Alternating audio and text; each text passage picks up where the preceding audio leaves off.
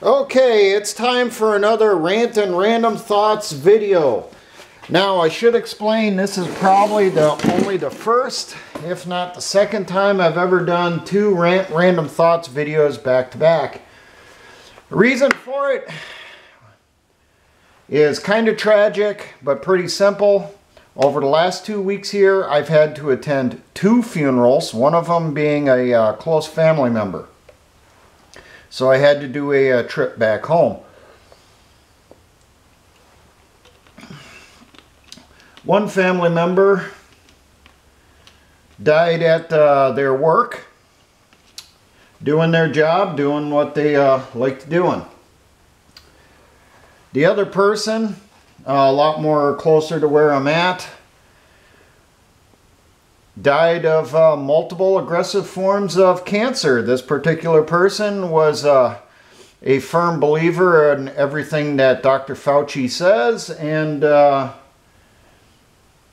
had a certain injection, and after that injection they went from being in perfect health, never even getting a cold, to having multiple aggressive forms of cancer. And the last I heard, the doctors stopped counting at 3 types of cancer and continued to just more and more kept cropping up. Can't say it's related to anything in particular, you know, but yeah, didn't happen till after a certain poke. So now I should mention, this Rant and Random Thoughts video, we have sponsors. Yes, we have sponsors because of the subject matter. I was approached. I have some sponsors that want to be mentioned in this video. So I should mention our very first sponsor here. Not an actual real sponsor, but okay. We have Kalashnikov Firearms Group, makers of fine firearms for the urban guerrilla since 1947. When you think of street thugs, think of Kalashnikov. Now, we'll jump right in here. I got a couple areas I want to cover. We'll see what I can fit in. I've tried doing this video like 3 or 4 times now. I have to fit it all within 1 hour. So, I might end up rushing some of this. Now, the first subject area we're going to talk about is Ukraine, because that is the big thing that people are wondering about. Now, as we see in the US media and as they see in Europe, it's being pushed by the US government and others that Russia's going to invade at any second. It's a guaranteed gonna happen, nothing's gonna stop it thing, because Vladimir Putin is a dictator trying to take over the world. He's the Russian version of Adolf Hitler. He's trying to reestablish the Soviet Union. He even said so. But funny, no one ever plays the clip where he says he's trying to reestablish the Soviet Union. The only clips I've seen of him mentioning the Soviet Union is where he talks about it was a travesty to history. And I got a feeling it has to do with how much honor the Russian people lost when the Soviet Union collapsed. For those that aren't aware of it, Russia essentially became a third world country after the Soviet Union went bye-bye. And then the United States, yeah, we had a few little hinky things going on in the 90s. We essentially destroyed the Russian military, convinced the generals to sell off the equipment that they had to the rent-a-revolution market that was going around the world, which turned into rent-a-warlord. And so they've been gutted. Their markets were atrocious. Criminals essentially controlled the country, and it can be argued they still do. Yeah, it became a third world hellhole, really. Except it was in Europe. So I got a feeling Vladimir's trying to reestablish some honor with the Russian people. That's why you've seen them get involved in Syria. I mean, granted, they're also doing it to test out new equipment, new tactics. But he's trying to beef the Russian people back up. You know, give them a little bit of self-esteem again. Is it possible that could be part of the push on what's going with Ukraine? Who knows? Only one who knows for certain is sitting in the Kremlin right now. But Western media, especially in the United States, is still pushing. War is going to happen at any minute. It's a guarantee because the Russians aren't backing down. They're not going to give in on any demands. Well, even the U.S. media admits there's really only one real demand. There's a few others that were thrown in there, but there's only one that keeps appearing on each list that Russia is very firm on. And that's Ukraine does not join NATO. And you know what? NATO does not want Ukraine to join NATO. NATO has admitted that Ukraine does not meet the standards to become a member. Why? Because they are the most corrupt government in Europe. And that says a lot when you think that included in Europe is Putin's Russia, which is, yeah, still controlled by a lot of criminal organizations, except this time they're now in office, officially. But we've been ordered by President Vladimir not to talk about that. But Germany does not want Ukraine in NATO, and there's a few reasons on that. Hopefully we'll get into it. But plain and simple, Ukraine does not meet the standard. And under agreements NATO had with Russia after the fall of the Soviet Union, Ukraine is not allowed to join NATO. And you know what? There's no real reason for them to join NATO. There isn't. There also isn't much reason for NATO to still exist either, because they were formed to be a bulwark against the Soviet Union. Well, the Soviet Union's gone. The Russian military is not the Soviet behemoth. They are not trying to take over the world for international communism. So all you people out there that are still saying Russia is the Soviet Union, Russia is a communist government, you are about 30 years out of fucking date, okay? Oh, which is another little thing I should remind everyone who has not been here before. This is a Rant and Random Thoughts video, so there is typically copious amounts of fucking swearing in this son of a bitch. And it will pop up here and there. There might also be some adult situations, some adult descriptions that could potentially pop its way in. So you're forewarned, and when it comes across, you hear it, don't start talking about your ears are on fire because you can't handle the swearing. If you have issues with profane language, leave now. Goodbye. Don't let the door hit you in the ass on the way out.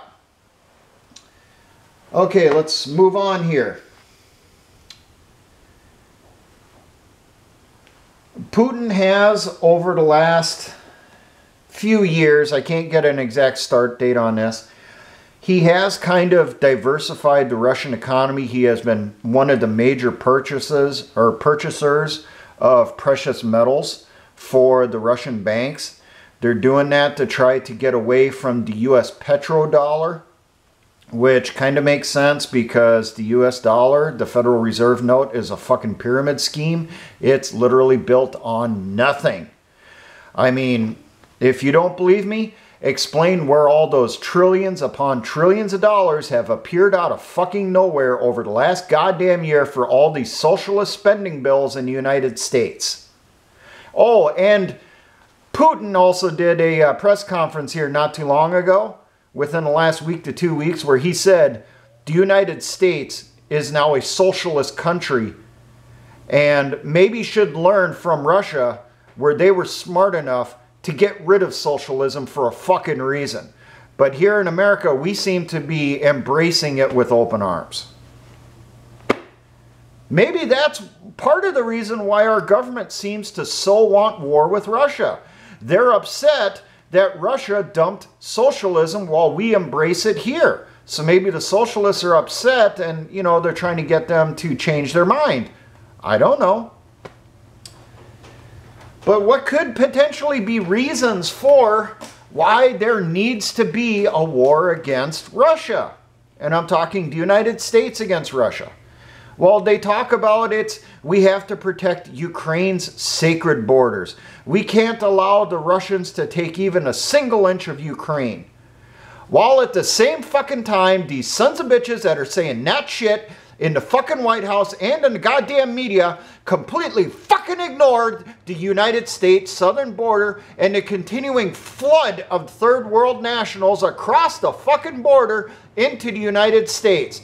And they will not talk about, other than just a quick little soundbite, about the fucking buses and planes that the Border Patrol and Immigration is putting these illegals on to ship them around the United States to spread them out. They won't talk about that officially. You know, I may be wrong, but a couple decades ago for sure, when we caught illegals, we put them on a bus, we sent their ass fucking south of the fucking border. And just a few years ago here, we had a fucking agreement with Mexico. We would do that. They would house them and allow them to petition to come into the United States. But after fucking Mr. Potato Head took over last year, we completely tossed that out.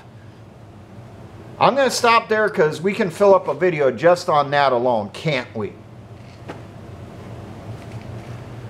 So what could be the real justification for war against Russia? And there's a couple things. Okay, some people say it has to do with Mr. Potato Head's continuing plummeting approval ratings amongst Democrats. That those numbers that you're seeing, okay, the 33%, the 36% approval rating.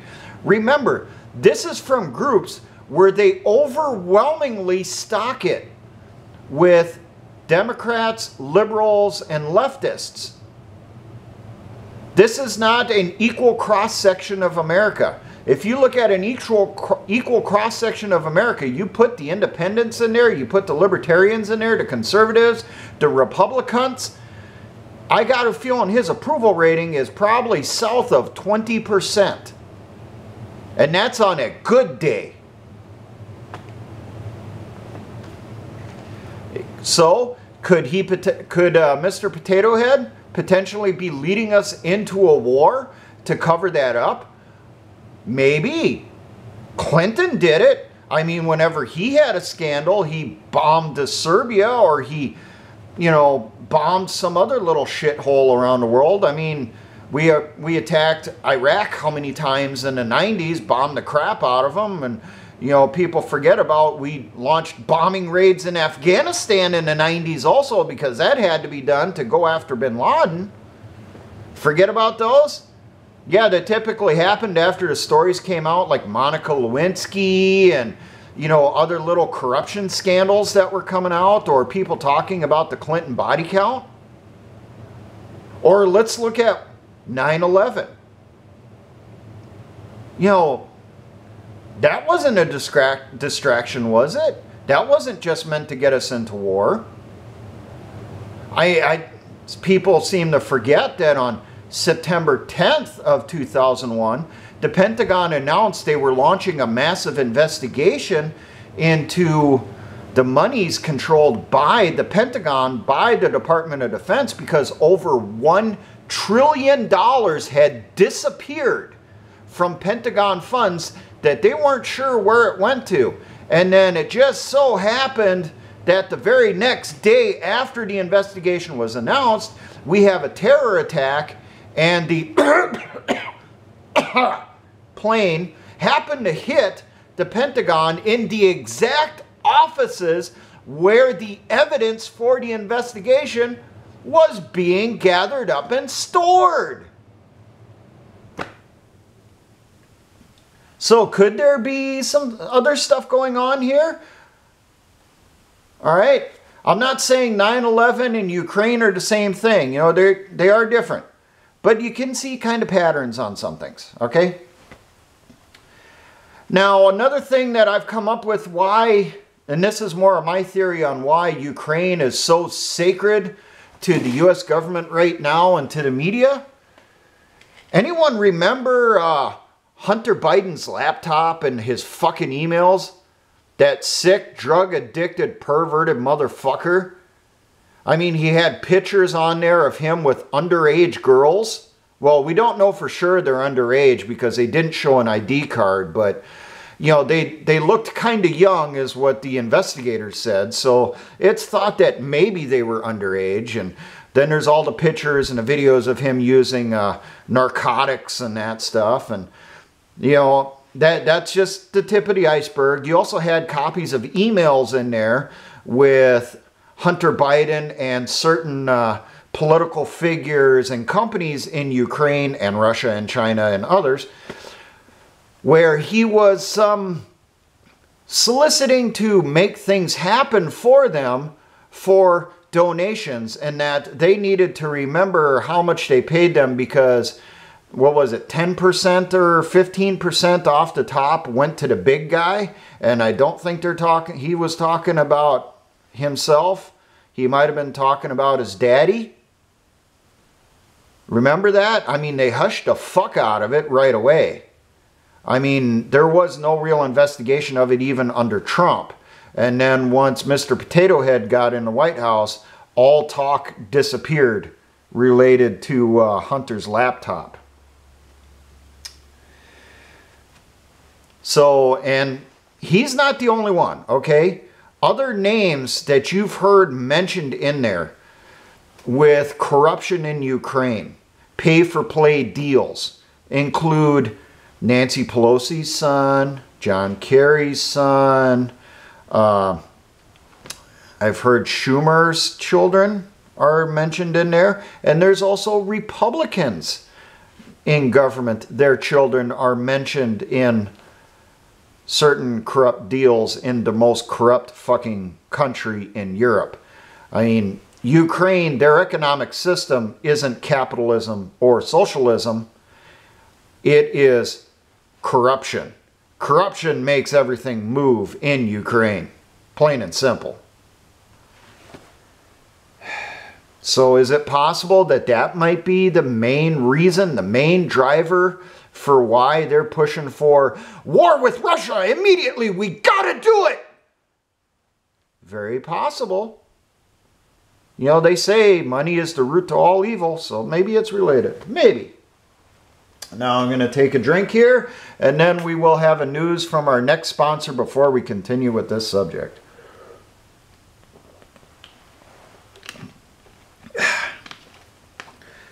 No, I'm not drinking alcohol right now. I'm drinking a soda.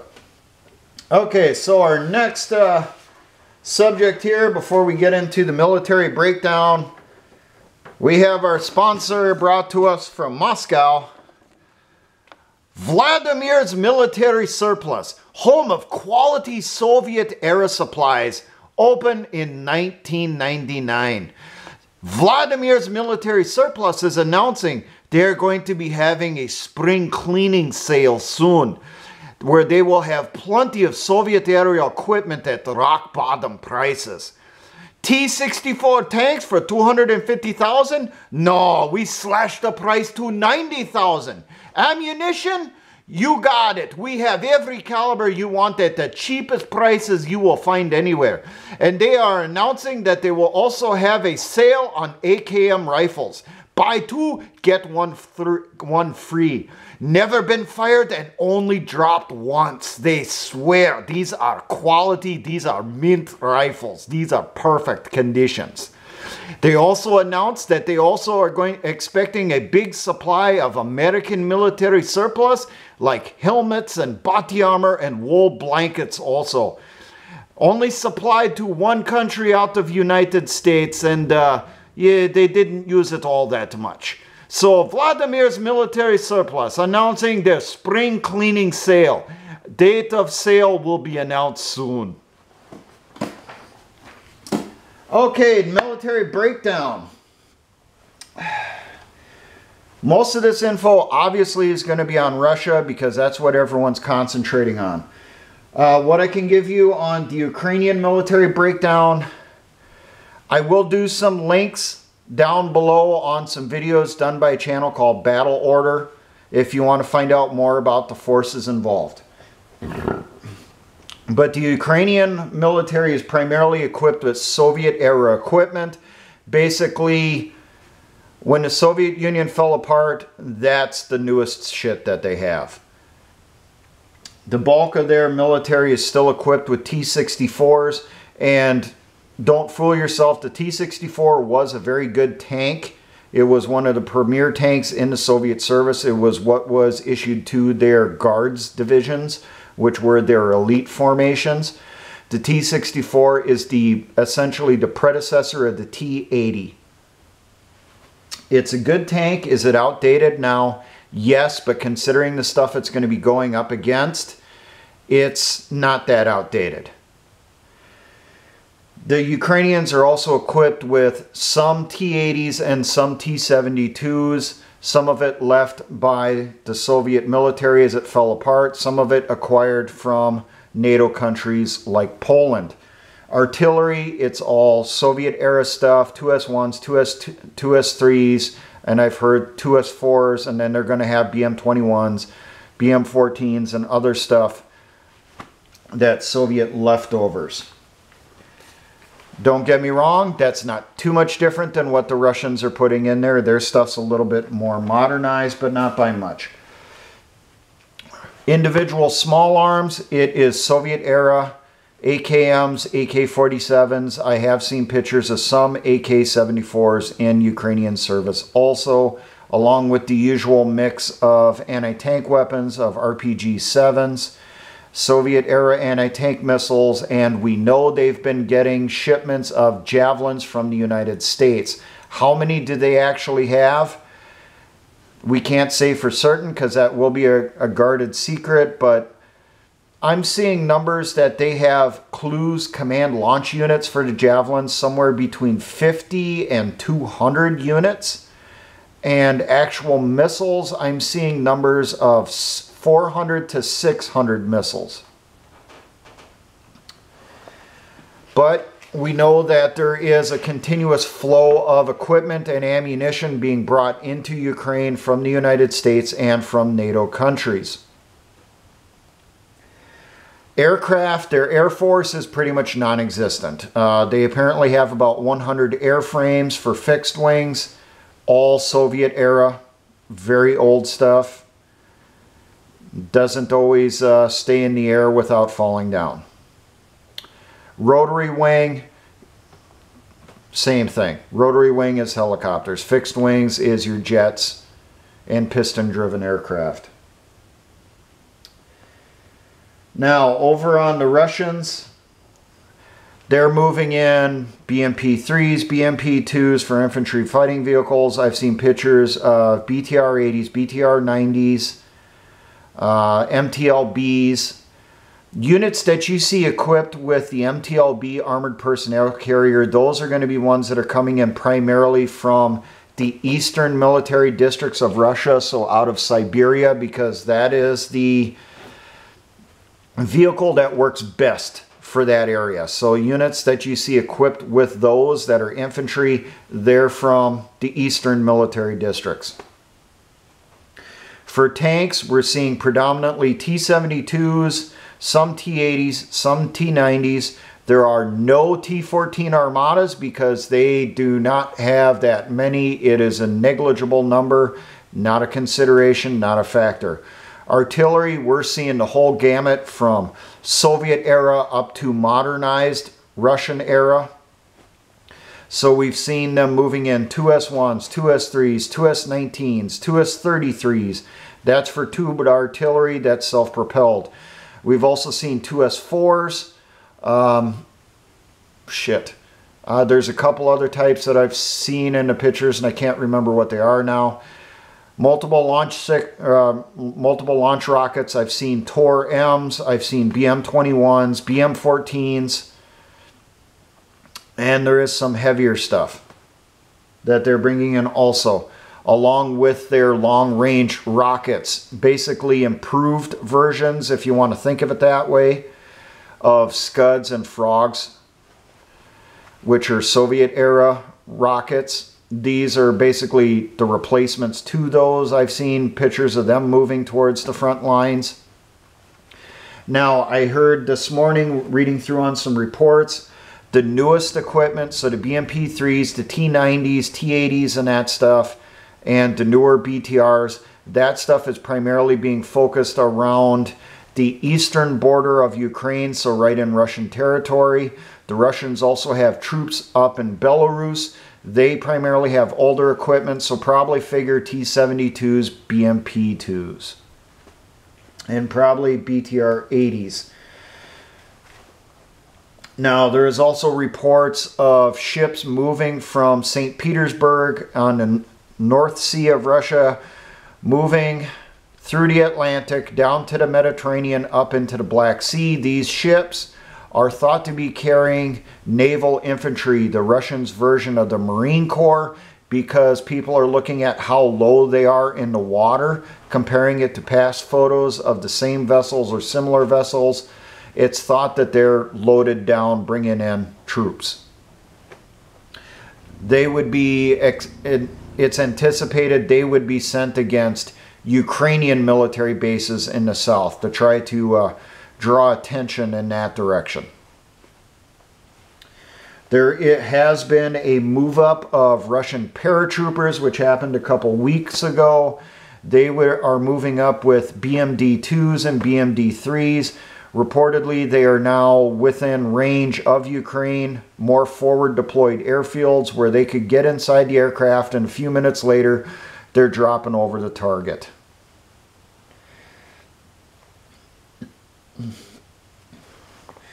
Now, the United States, I'm going to mention this here first. The U.S. has sent 6 F-15s to Estonia from the 48th Fighter Wing out of the United Kingdom. These 6 F-15s are slated to be removed by the end of this week. So figure somewhere around maybe the 6th or 7th of this week, because we're in the first week of February here. In response to this, Russia moved an entire squadron of Sukhoi 35s into Belarus, and they're using the excuse of, well, they're there to participate in the exercises with the Belarusian army.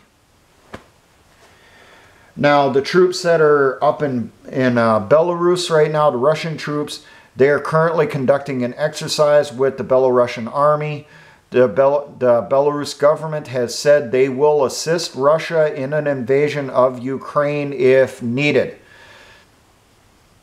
I think this is going to be really important on this. Now, the exercise they're saying is an anti-invasion exercise, but remember, you have two sides during every military exercise. One side will be focusing on anti-invasion or counter-invasion. The other force is going to be concentrating on, oh yeah, all the tactics needed to invade a country, invade and attack a military force. This exercise is currently scheduled to end on the same day as the end of the Winter Olympics. And personally, that would be a great time, in my opinion. The exercise is over, the troops are trained. Hey, let's use this now, our redeployment back to Russia. We redeploy them farther to the south, right to the border. And then I think the main military focus, the one that's going to actually matter, is going to be a spearhead out of Belarus to the Ukrainian capital of Kiev. The capital of Kiev is less than 100 miles from the border with Belarus.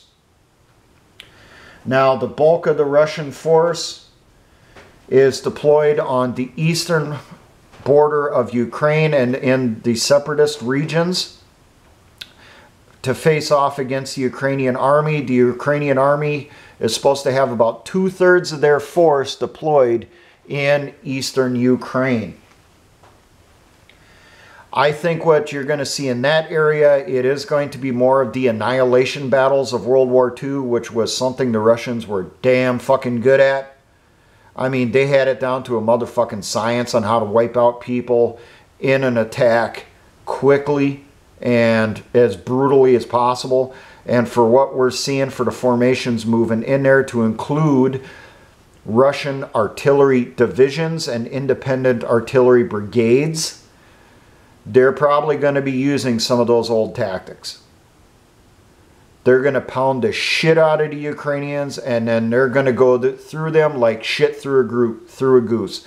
And I got a feeling a lot of those formations, not every one, but a lot of those formations are just going to fucking melt. They are going to disappear, especially if they hear the capital has already fallen. How far do I think the Russian advance will be? probably as far as the Dnieper River. I got a feeling they're going to stop there, but they do have the capabilities to cross the Dnieper River to attack into western Ukraine if it is needed. I have seen a lot of engineering equipment in these videos coming out of Russian territories where they're doing the buildups. I'm seeing PMP float bridges, which is their version of the ribbon bridge. I've seen PTS and PTSM armored ferries, which are big tracked ferries, which are just massive in size. They can be used to haul trucks and artillery pieces, supplies, and troops under fire across a body of water quickly and land them on the other side. I've also seen TMM bridging units. So that tells you that's an engineer company that's moving up. I've seen a lot of that stuff moving up also. And I think I've seen some of their Soviet era ferry equipment also. And I can't remember the name on that, if it's GSP, GSR, I don't remember. I'm sure someone will tell me in the comments that, you know, I really screwed it up. It's this, not that. So, Ukraine's about to get the shit kicked out of them. Now, how long till this attacks? Because there's always someone who points that out. Well, how long till the attack occurs? Right now, I still believe that Russia and Communist China are coordinating, and they will both launch at the same time to split the West, especially a response from the United States. And I believe they're not going to do it until the Winter Olympics is done. But Russia has a very limited window that they can attack into Ukraine, because the farther you get into spring, the softer and wetter the ground gets, and their equipment will start to bog down. It has been pointed out by analysts in the United States and Western Europe that Russia doesn't have a chance going into Ukraine because they don't have the logistics for it. True, their logistical footprint is completely different than a Western military. They use far less than we do. But keep in mind, the Russians are using similar equipment to what the Ukrainians are using. So as you're moving forward, you're capturing those Ukrainian stockpiles. You can probably shift that into your own usage. So you may not have the long haul trucks, the semis, to get from Russia to the front lines as you move farther into Ukraine. But you still got those lighter trucks, those deuce and a half, those 5 tons and their equivalents in the Russian army, that you can go to that Ukrainian depot, pick up what you need, haul it to your unit. You can also scavenge Ukrainian vehicles as long as they're similar in model to what you have for spare parts. You can also use their fuel also in theory. I think that's something that a lot of people are completely fucking ignoring. Now, there are reports that there is Russian troops already in Ukraine and has been for a few weeks. These Russian troops would be Spetsnaz. Spetsnaz is Russian Special Forces. It is not an exact same as the U.S. Army's Green Berets or the exact same as Navy SEALs. Okay, Spetsnaz's primary mission is reconnaissance. Go behind your enemy's lines, find out that valuable need-to-know intel. Where's the command and control? Where's the supply units? Where's the troop concentrations? Where's the artillery? Where's the aircraft? And to do some basic planning on how to attack those targets. And then, if needed, when the conflict begins, they get the orders, okay, take out this headquarters over here. No survivors. They then go in and they accomplish that mission regardless of the casualties to themselves. They also do counterterrorism and all that stuff too. That kind of got tacked on to their skill set after the fall of the Soviet Union. Let's see, what other notes do I have here? Oh yeah, we're seeing increased Russian naval activity in the Atlantic and in the Mediterranean. The excuse or reasoning behind it that has been released by the Russian government to the press is that these are for military exercises. I think that a lot of this could be at military exercises, but it could also be pre-positioning, because if NATO, especially the United States, gets involved, the United States is going to have to ship over their heavy equipment, M1 the Abrams, Bradleys and that stuff, on ships to ports in Europe to then push it forward by railhead to Ukraine to assist the Ukrainians. Well, what's the best way for Russia to take care of that? Sink the fucking ships while they're in the ocean before they get there. World War II tactics. Basics. Now we move on to our next sponsor here, because it is that time. I've gone a little late. Our next sponsor is Coca-Cola. The red cola. It's the real thing. This was Lenin's favorite soda. Coca-Cola, a company of social justice warriors. They believe in wokeism. They believe in racial equality. They believe in economic equity. They are doing their best to purge all white males from the company. Support Coca-Cola. It is the real thing. Okay, let's move into our next little area, because I've concentrated on Ukraine for a while. I want to talk about the trucker strike. A lot of people are pointing out that this is a really good thing, a really important thing, because people are standing up to the mandates, standing up to governments. I agree on that point. You are waking people up. You are taking a stand. But I do have two issues with it. One, how do we know that these trucker strikes are not part of our enemy's plan, part of the globalist plan? The plan to cause mass chaos, the plan to cause dependency on them. Because who is truly being hurt by the trucker strikes? If the truckers are not moving, then items are not being taken to the stores for people to buy, especially food stocks. Fuel is not being delivered to the gas stations so that people can get around. And also, companies are not getting the materials they need so that they can continue production. We've already seen the logistics in this country just take a couple really heavy blows over the last 2 years here. I mean, the stuff with the ports on the West Coast is just part of it. Now, one of my subscribers, my patrons over at Patreon, and I'll throw this in here quick. Hey, if you want to support the channel, come over to Patreon, become a patron, kick me $1 or $2 or $5 or $10 a month. A $1 donation a month is only 3 cents a day. $2 is 6 cents a day.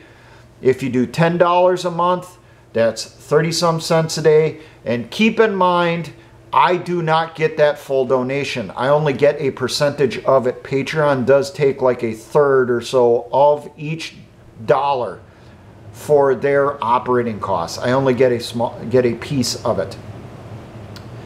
But one of my patrons brought this up to me. He works in logistics also, like I do. The company he's working for is seeing a huge problem with getting trucks to come in and pull the stuff out of his facility. He said they got stuff stacked on the docks, their warehouses are full, they got stuff stacked in hallways because they can't ship it out. Now, when he started asking some of the truck drivers, you know, what the hell's going on here? Why can't we get trucks? Their response was, there is no empty trailers. Now, I did some asking around myself, and this is basically what I found out. Okay, now, trailers have a shelf life, believe it or not. They do get to a point where they are too worn out and they are no longer considered roadworthy by the DOT, the Department of Transportation. When that happens, that wore out trailer typically gets sold off and it gets used as a storage building. Companies buy those old trailers, they then store equipment, product, and whatever inside the trailer on their property or at a rented space nearby, so that then they can claim for taxes that the stuff is still in transit. It is not under their direct control. It's one of those tax loophole things. Now, we've seen a lot of high volume over the last 2 years of stuff moving around in this country. We are aware of that. We've also seen a lot of shortages because of stuff not being here because of the certain illness. Now, with all that increased traffic, and remember, DOT waived the driving rules in 2020 to allow trucks to haul more stuff for longer. You had increased wear and tear on the trailers. The increased wear and tear on the trailers then decreases their shelf life till DOT says, okay, this no longer passes, can't use it anymore. Now, the trailers that are wore out, that are no longer roadworthy, are not being replaced. I've heard from a few different truck drivers across the industry that there are no new trailers on the market. They just are not there. So every time a trailer is pulled for no longer being roadworthy, there is no replacement for it. So we end up with fewer and fewer trailers out there to be able to haul around loads. How things work, for those of you that do not know because you're not involved in logistics, you may have one semi, but for every one semi you have 2 or 3 trailers, because that semi is moving from one location to another with a trailer. And then when he gets there, he drops that trailer off, picks up the empty that's there, or what was an empty there that's been filled at that facility, and hauls it to another location. It's just kind of a round robin thing where the only thing that's really moving a lot is the truck. And then when it gets to a place, it drops off one trailer load of stuff here, picks up the next trailer, moves on to the next location, swaps back and forth. Okay, that's the simplified way of doing it. It is different, trust me, but that's the simplest way of explaining it to people.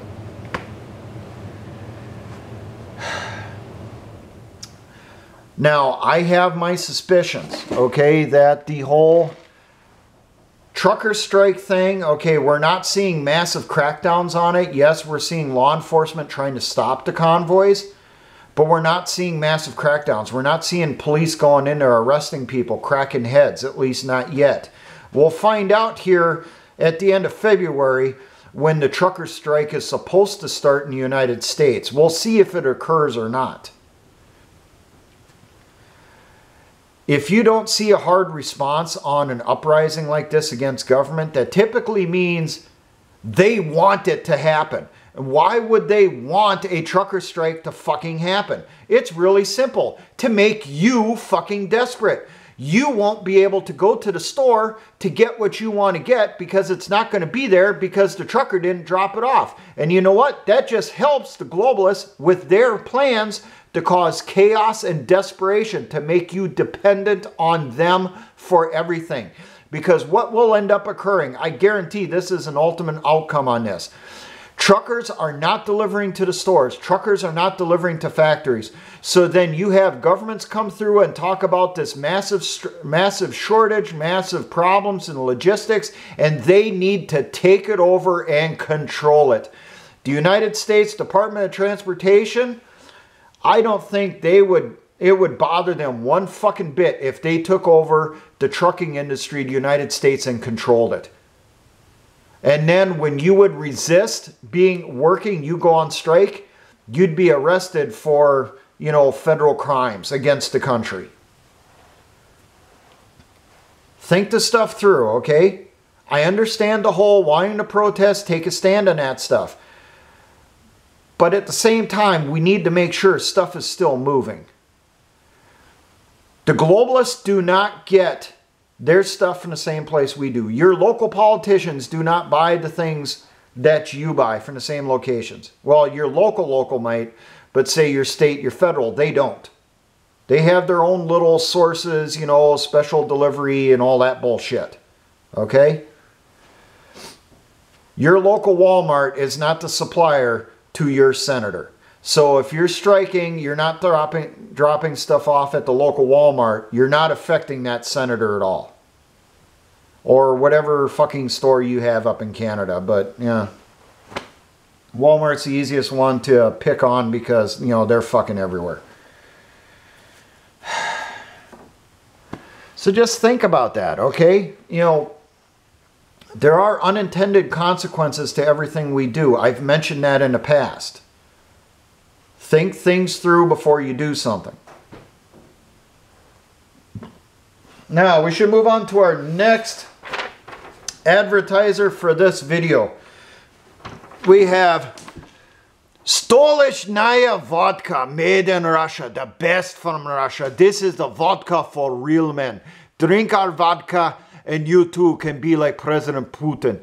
You too could be manly enough to ride grizzly bear. Stolichnaya vodka, the only real name in vodka. Speaking of drinks, let me take another drink here and then I will continue.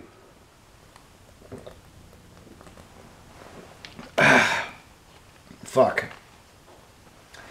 I should, since I brought up Walmart, mention this. I read a report last night that in Quebec, Canada now, if you have not gotten a certain shot, in order to enter a Walmart to purchase anything, you have to be escorted by a Walmart employee. And you're only allowed to purchase certain things. The only things you will be allowed to purchase is food items and certain medications. So if you want to grab toilet paper when you're in the store, that's not a food item. You're not allowed to get it. If you're trying to get some Band-Aids because your kid skinned his knee, you're not going to be allowed to get it because that's not one of the approved medications. That's what I'm reading is going on. So we've seen shit like this happen in other countries around the world. People that don't have a certain poke are being restricted. You know, they're not being allowed to go outside. They're not being allowed to go to stores. Places like New York and California, if you don't show your passport that you've had the certain poke, you're not allowed to go into a fucking restaurant. Restaurants that don't check for those passports get caught by the passport police, and I'm using different terms and terminology here. They get caught by the little undercover passport police, and then they shut the place down. So it's really draconian. We're being set up to be taken into a dystopian fucking world, people. They want us to live the world of Blade Runner. They want us to live the world of Free Jack, a movie from in the 90s. If you haven't seen it, it's not the greatest, but, you know, it's interesting. They want us to live the world of, what was that TV show back in the 90s? Dark Angel, I think it was. They want us to live in that police state society where people have nothing, no one works, everyone's standing around, they're hungry all the time. You know, the government is in control of everything. They give you your food and, you know, they'll give you the food that they think you deserve. They want us in that type of existence, want us in that type of society. And I wonder if we're not helping them achieve it sometimes with some of the things that we do. And I'm throwing that out there because I know there are militias that I've even talked to. And I'm not going to say if they're local, somewhere in the United States and that stuff. They talk about, well, if the war begins, well, we're going to take out the power to this area, or we're going to take out the bridge here to keep the enemy to be able to get to us from this direction and that stuff. Yeah, but how are you going to be hurting the civilian population if you do that? You take out the power on the power grid, the enemy's just going to fly in a generator. And they're going to make sure that fuel keeps coming in. So that base that you're worried about, or that police station, is still going to have power while everyone around it is using candles until the candles run out. You know, they're burning the trees and the bushes outside their house to try to stay warm in wintertime. think stuff through, okay? Think things through. There is always unintended consequences. Everyone has this track of thinking of they do X, Y is going to be the result. But you need to realize there's also going to be a lot more unintended consequences, other results that are going to occur. Think the stuff through more thoroughly. I understand having to do things in the immediate tactical situation to win that fight or to survive that fight. But if you're going to do a major type of move, whether it's a strike, whether it's a rally, a mass resistance, what potentially else could occur other than just your planned outcome? Question it, think it through, war game it over and over and over. Our enemy does that all the time. They are constantly war gaming how to take us over, how to subjugate us, how to wipe us out. We need to think the same thing, do the same types of war games, whether you do it on your own or do it with other people. I do recommend doing it with other people because then you don't get locked into just one version of thinking. Everyone's throwing out their ideas. And someone else may come up with something that you never thought of. So that's the main areas I had. Now, I will, if you survived this long in the video, good for you. If this channel gets taken down, if this video gets taken down, go over to BitChute, okay? The link is always in the description of the video. It's below the screen here. Bookmark that channel or subscribe to it, whatever you so choose. If you don't see a video over here at YouTube, check over at BitChute. There might be one over there. And if that happens, then it probably means something happened over at YouTube. Okay, if the channel gets another strike against it or is taken down, I will post something about that over at BitChute. I will also post something about that over at Patreon. Now, Patreon, as I said, you know, come over, kick me a buck or two, 5 or 10. Whatever you so choose, you can put in a symbolic amount too if you want. You can put in there 7.62 or 30-odd 6 or whatever. I believe you can do that when you choose your donations. I'm not sure, but hey, mess with it. See what you can come up with. You know, 1776, whatever you choose. Patreon also has the messaging service in there that you can send me messages, and I do try my best to get to those messages as quick as I can and try to respond back to people. But you need to realize I have a job, I have a life. My life does not revolve around social media. It does not revolve around the videos. Okay, I have things that I do. And I have to fit this stuff into that schedule. It's not the other way around. Now, something I haven't mentioned for a while is my militia. I have not been there in weeks. I know I should check over there again. I haven't checked in there as much since the creator of the website, the person that controlled the website, turned it over to someone else. He did that because there was a smear campaign launched against him. He was doxxed. He owns his own business, or at least owned his own business, and they were attacking that business, and it just, they were on him hardcore, destroying his life, trying to destroy his family. So he turned over my militia to someone else, and since it got turned over to this other person, how to put this diplomatically, I've not been that impressed. It's not the same way it used to be. Yes, the information is still there. If you're looking for information on different subjects, you might find it there.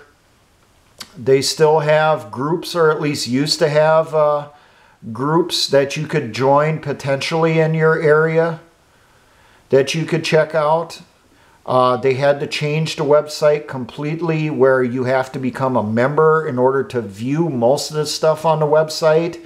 That has to do with an article that was in The Sun out of the United Kingdom, which came out right before the election in 2020.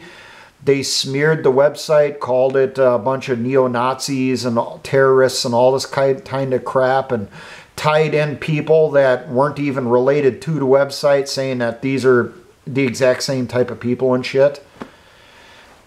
Well, after that happened, then the owner of the website, he had the issues with him, and then there was issues with the website, and then they had to lock things down. I do recommend, you know, give it a shot if you want to. Have a look around. If you're looking for a group, maybe check out there. Okay, maybe there's still a unit that still goes there to try recruiting and stuff. Maybe. But I just had this bad feeling that there's a lot more people have since joined that site to monitor who is showing up, and I'll just leave it at that. I have a suspicion on that. Can't say for sure. So are there other groups and websites like that out there? Yes, there are. I'm not sure or haven't heard which is considered the latest one. I've heard that there are groups over at a website or social media called MeWe. They sprang up over there after Facebook essentially purged all patriot groups and militia groups and local defense groups. I do not recommend joining a national organization that has its own website, because the ones that you'll still find a website for that still has a website, the only reason that's probably still up is because it's being controlled by the Department of Justice. So when you're looking for a group, try to find local people as much as possible. Don't give them too much information. You know, they'll run a background check. They'll need to know some stuff on you. But there's no reason for them to know what your driver's license number is. No reason for them to know what your social security number is. That type of thing, okay? But they would need to know things like, well, where do you live? Maybe not necessarily street address, but the town. They need to know your name so they can run a background check, a general idea of your age. You know, were you in the military, honorably discharged? Do you have criminal record and all that stuff? Those are common things. I have seen groups ask for more information than that, and I really do question those groups. Because I've seen some that went just full-on anal probe. And I really have my questions with those. And because someone asked me on this, what do you look for when you're in a militia? You're going to have a probationary period. Just keep your eyes open, okay? If your spidey sense starts tingling that something's wrong, it probably is. Trust your gut, okay?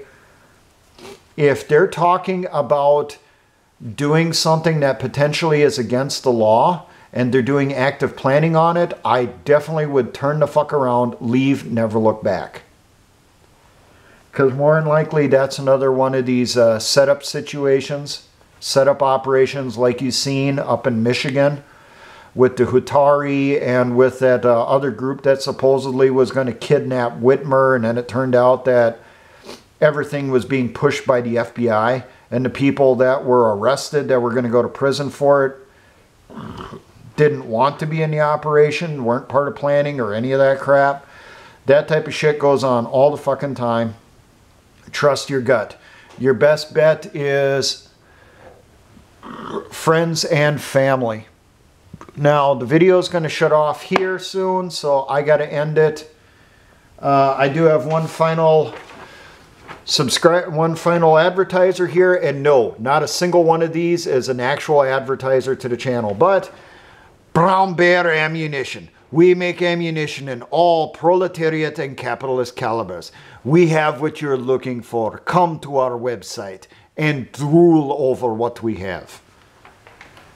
Now, I do not have actual subscribers. The channel is not monetized, okay? That was joke, levity to lighten the situation. Now, for all my engineer brothers in the Patriot and militia movements, always remember, essayons, let us try.